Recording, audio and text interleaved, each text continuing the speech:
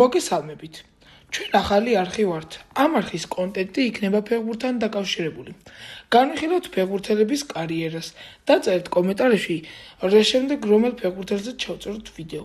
პირველად, რა თქმა უნდა, დავიწყებთ ჩვენი საუკეთესო ფეხბურთელს ხვიჩა კვარაცხელიას ინფორმაციებს.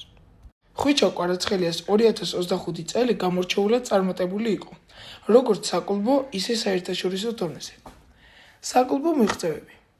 საფრანგეთის ჩემპიონი 2025 წლის აპრილში კვარაცხელიამ მნიშვნელოვანი წვლილი შეიტანა PSG-ს მე-13 საფრანგეთის ჩემპიონობის მოპოვებაში.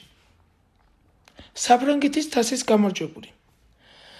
მიუხედავად იმისა, რომ ფინალში არ ითამაშა, კვარაცხელიამ სეზონის განმავლობაში შეიტანა წვლილისთვის თასის გამარჯვებულის მედალიც მიიღო. ჩემპიონთა ლიგა. კვარაცხელიამ ჩემპიონთა ლიგის მეოთხე ფინალში ასტონ ვილას წინააღმდეგ გამორჩეული გოლი გაიტანა, რითაც პირველი ქართველი ფეხბურთელი გახდა, ვინც ამ ეტაპზე გოლის გატანა შეძლო. ახლა კი გადავიდეთ ნაპოლზე.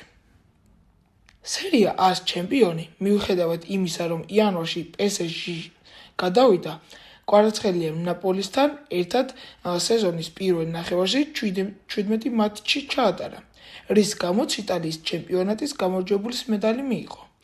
საერთაშორისო ასპარეზი.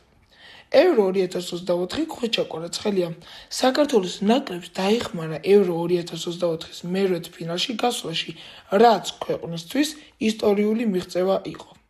ინდივიდუალური ჯილდოები.